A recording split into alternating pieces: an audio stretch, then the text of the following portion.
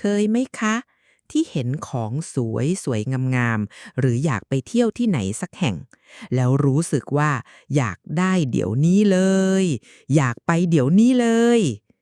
บางทีก็อดใจไม่ไหวต้องรีบคว้าไว้ก่อนทั้งที่รู้ว่ามันอาจจะทำให้เงินในบัญชี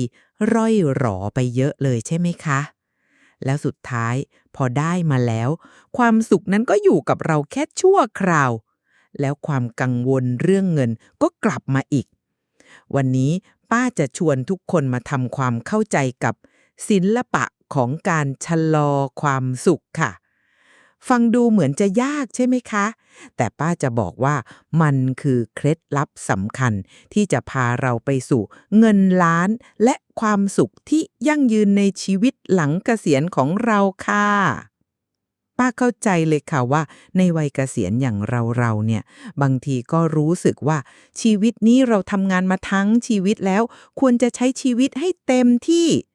อยากได้อะไรก็อยากได้เลยอยากไปไหนก็อยากไปเลยไม่อยากรอแล้วใช่ไหมคะบางทีก็คิดว่าแก่แล้วจะรออะไรอีก 1. ความสุขชั่วคราวกับความสุขที่ยั่งยืนปัญหาใหญ่เลยก็คือความอยากได้เดี๋ยวนี้หรือความสุขแบบทันทีทันใดนี่แหละค่ะสมองของเราถูกออกแบบมาให้ชอบรางวัลที่ได้มาเร็วๆได้มาง่ายๆเหมือนเด็กๆที่อยากได้ขนมพอเห็นแล้วก็ร้องไห้จะเอาให้ได้เลยใช่ไหมคะผู้ใหญ่บางทีก็เป็นแบบนั้นเหมือนกันค่ะพอเราเห็นของที่อยากได้หรือมีโอกาสไปเที่ยวที่ไหนสักแห่งความรู้สึกอยากได้มันจะพุ่งขึ้นมาทันทีแล้วสมองก็จะสั่งการว่าซื้อเลยสิไปเลยสิชีวิตนี้เส้นนักนะเราก็เลยเผลอใช้จ่ายไปกับสิ่งที่ไม่จำเป็นหรือเกินตัวโดยไม่ทันคิดถึงผลกระทบระยะยาวต่อการเงินของเราการชะลอความสุขเนี่ยมันคือการที่เราสามารถอดทนรอคอยความสุขที่ยิ่งใหญ่กว่าในอนาคตได้ค่ะแทนที่จะได้ความสุขเล็กๆน้อยๆจากการใช้จ่ายในวันนี้เราเลือกที่จะเก็บเงินนั้นไว้เพื่อสร้างความมั่นคงทางการเงินที่จะนำไปสู่ความสุขที่ยั่งยืนกว่าในวันข้างหน้าเหมือนกับการปลูกต้นไม้อะค่ะเราต้องอดทนรดน้ำพรวนดินไปเรื่อยๆกว่าจะได้เห็นดอกออกผลที่สวยงามป้าเคยเจอคุณป้าท่านหนึ่งค่ะแกเป็นคนชอบซื้อลอตเตอรี่มากแกบอกว่าป้าอยากรวยเร็วๆจะได้ไม่ต้องมานั่งเครียดเรื่องเงินแกจะซื้อทุกงวดซื้อเยอะด้วยแกบอกว่าการได้ลุ้นรางวัลมันทำให้แกมีความสุขได้จินตนาการถึงชีวิตที่ร่ำรวยแต่สุดท้ายก็ไม่เคยถูกรางวัลใหญ่เลยเงินที่ซื้อลอตเตอรี่ไปก็เยอะกว่าเงินที่ได้คืนมาหลายเท่าตัวค่ะแกก็เลยมานั่งบ่นว่าเงินไม่พอใช้นี่แหละค่ะคือตัวอย่างของการอยากได้ความสุขแบบทันทีทันใดโดยไม่คำนึงถึงความเป็นจริงทางการเงิน 2. เป้าหมายทางการเงินที่ไม่ชัดเจนอีกปัญหาหนึ่งที่ทำให้เราไม่สามารถชะลอความสุขได้ก็คือการที่เราไม่มีเป้าหมายทางการเงินที่ชัดเจนค่ะเหมือนกับการเดินทางอะค่ะถ้าเราไม่มีจุดหมายปลายทางเราก็จะเดินไปเรื่อยๆแบบไร้ทิศทางแล้วก็อาจจะหลงทางหรือไปไม่ถึงไหนเลยก็ได้นะคะหลายคนอาจจะคิดว่าเกษียณแล้วจะต้องมีเป้าหมายอะไรอีกแต่ป้าจะบอกว่าในวัยเกษียณนี่แหละค่ะที่เรายิ่งต้องมีเป้าหมายทางการเงินที่ชัดเจนค่ะเพื่อให้เรามีหลักยึดในการใช้จ่ายและมีแรงจูงใจในการบริหารจัดการเงินของเราค่ะถ้าเราไม่มีเป้าหมายที่ชัดเจนเราก็จะใช้จ่ายไปเรื่อยๆตามใจชอบเห็นอะไรอยากได้ก็ซื้อเห็นอะไรลดก็ซื้อโดยไม่รู้ว่าเงินที่เราใช้ไปนั้นมันกำลังพาเราออกห่างจากความมั่นคงทางการเงินในอนาคตแค่ไหนบางทีก็คิดว่าไม่เป็นไรหรอกมีเงินบำนาญอยู่แล้วหรือมีเงินเก็บอยู่นิดหน่อยแต่พอใช้ไปเรื่อยๆโดยไม่มีการวางแผนที่ดีเงินเก็บก็ร่อยหรอลงไปอย่างรวดเร็วค่ะป้าเคยเจอคุณลุงท่านหนึ่งแกเป็นคนใจดีมากชอบเลี้ยงหลาน แกจะซื้อของเล่นให้หลานทุกครั้งที่เจอพาไปกินขนมพาไปเที่ยวแกบอกว่าลุงอยากให้หลานมีความสุขซึ่งมันก็เป็นเรื่องที่ดีนะคะแต่ปัญหาคือแกไม่ได้ตั้งงบประมาณไว้ทำให้แกใช้จ่ายเกินตัวไปเยอะมากสุดท้ายก็ต้องไปหยิบยืมเงินลูกหลานมาใช้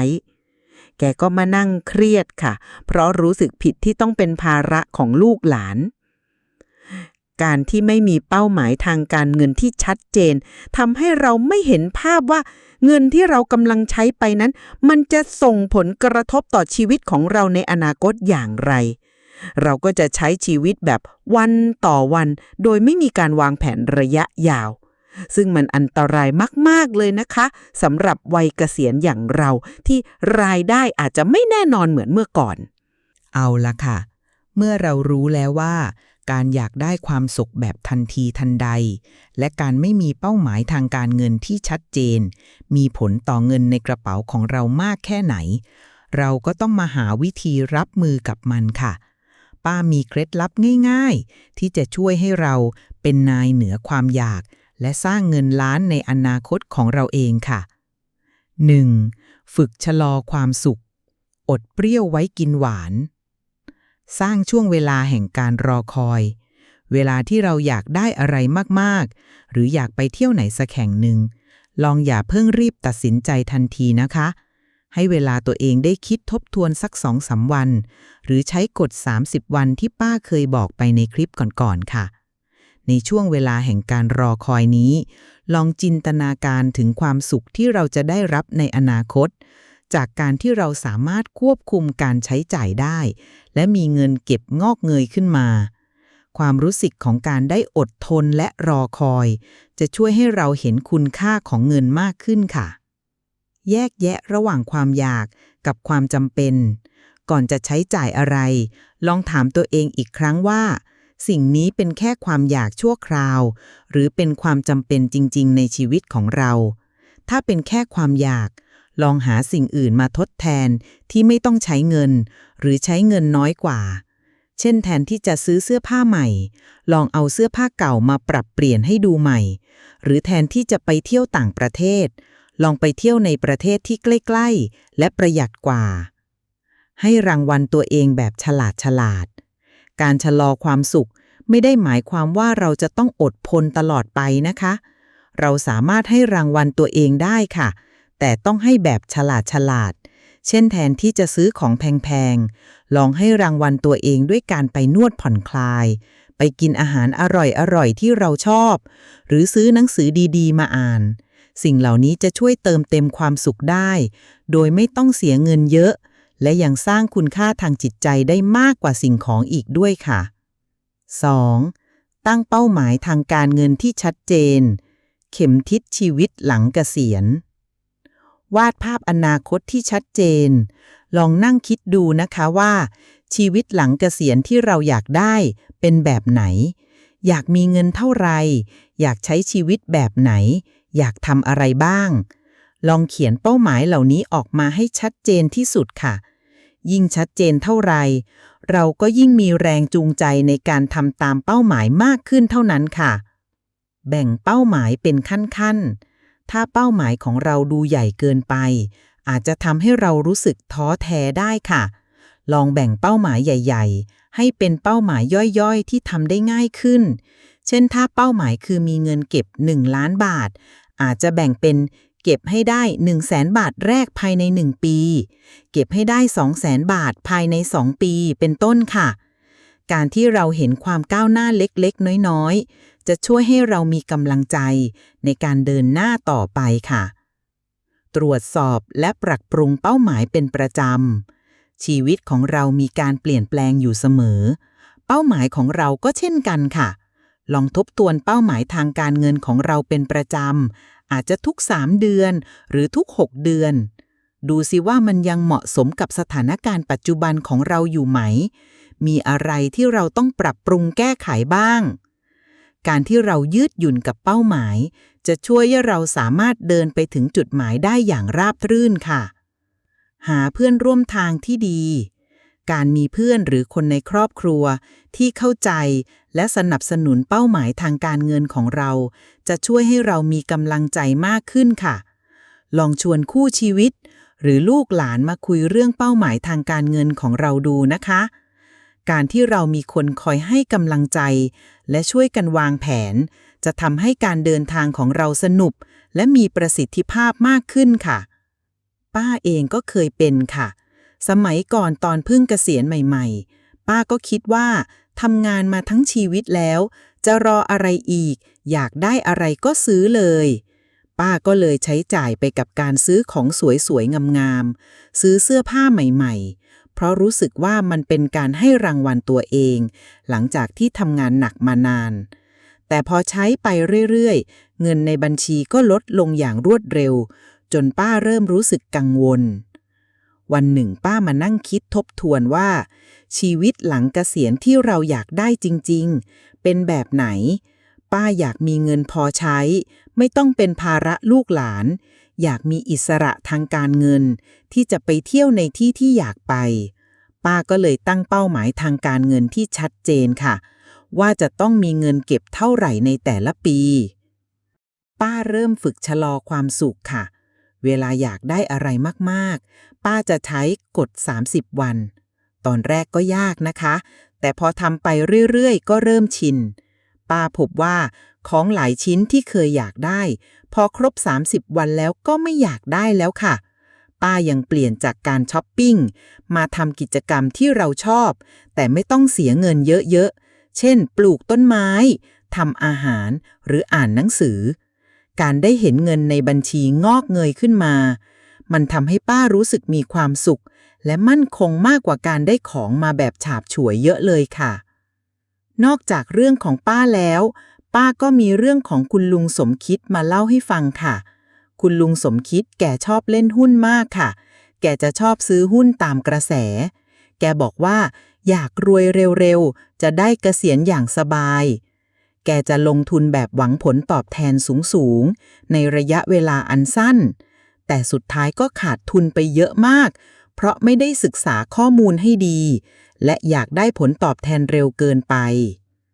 ป้าก็เลยชวนคุณลุงสมคิดมาคุยกันค่ะป้าบอกแกไปว่าลุงคะการลงทุนที่ดีต้องใช้เวลาค่ะเหมือนกับการปลูกต้นไม้เราต้องอดทนรอคอยกว่าจะได้เห็นดอกออกผลป้าแนะนำให้คุณลุงสมคิดตั้งเป้าหมายทางการเงินที่สมเหตุสมผลและลงทุนแบบระยะยาวตอนแรกแกก็ไม่เชื่อหรอกค่ะแต่ป้าก็ให้กำลังใจว่าลองดูสักตั้งนะคะลุงไม่เสียหายอะไรนี่นาตอนนี้คุณลุงสมคิดมีความสุขกับการลงทุนมากขึ้นเยอะเลยค่ะแกบอกว่าแกได้ผลตอบแทนที่ดีขึ้นจริงๆโดยไม่ต้องมานั่งเครียดกับการลุ้นหุ้นทุกวันแกบอกว่าป้าเกษียณมีไฟพูดถูกจริงๆนะการชะลอความสุขนี่แหละคือเคล็ดลับสู่ความรวยที่แท้จริงเห็นไหมคะว่าแค่เปลี่ยนมุมมองนิดเดียวชีวิตก็เปลี่ยนไปได้เยอะเลยค่ะอีกตัวอย่างหนึ่งที่ป้าอยากเล่าให้ฟังคือเรื่องของคุณป้าสายใจคุณป้าสายใจแกชอบเดินทางมากค่ะพอเกษียณแล้วก็อยากไปเที่ยวรอบโลกแกจะชอบจองทริปท่องเที่ยวล่วงหน้าหลายๆทริปเพราะกลัวจะพลาดโปรโมชั่นดีๆแต่ปัญหาคือแกไม่ได้วางแผนการเงินให้ดีทำให้แกต้องไปกู้เงินมาเที่ยวป้าก็เลยชวนคุณป้าสายใจมาคุยกันค่ะป้าบอกแกไปว่าป้าคะการที่เราอยากไปเที่ยวรอบโลกมันเป็นความฝันที่ดีค่ะแต่เราต้องวางแผนการเงินให้ดีด้วยนะคะไม่อย่างนั้นความสุขจากการเที่ยวอาจจะมาพร้อมกับความเครียดเรื่องหนี้สินป้าแนะนำให้คุณป้าสายใจตั้งเป้าหมายทางการเงินที่ชัดเจนสำหรับการท่องเที่ยวและเก็บเงินไปเที่ยวทีละทริปแทนที่จะจองหลายๆทริปพร้อมกันตอนนี้คุณป้าสายใจมีความสุขกับการท่องเที่ยวมากขึ้นเยอะเลยค่ะแกบอกว่าแกเที่ยวได้อย่างสบายใจไม่ต้องกังวลเรื่องหนี้สินแกบอกว่าป้าเกษียณมีไฟที่บอกว่าการชะลอความสุขนี่แหละคือการลงทุนที่คุ้มค่าที่สุดเห็นไหมคะว่าแค่เปลี่ยนมุมมองนิดเดียว ชีวิตก็เปลี่ยนไปได้เยอะเลยค่ะ เห็นไหมคะว่าการที่เราฝึกชะลอความสุข และตั้งเป้าหมายทางการเงินที่ชัดเจน มันช่วยให้เราตัดสินใจเรื่องเงินได้ดีขึ้นมากแค่ไหน การเปลี่ยนแปลงอาจจะไม่ได้เกิดขึ้นในชั่วข้ามคืนนะคะ แต่ถ้าเราค่อยๆฝึกฝนไปเรื่อยๆ เราจะพบว่าเราสามารถเป็นนายเหนือความอยาก และสร้างเงินล้านในอนาคตของเราได้อย่างแท้จริงค่ะ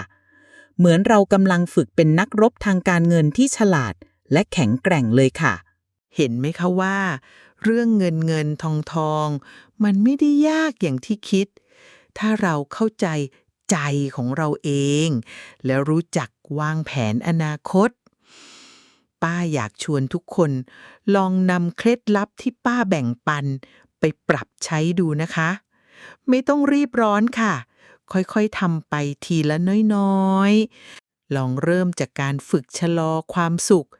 หรือลองตั้งเป้าหมายทางการเงินที่ชัดเจนดูนะคะ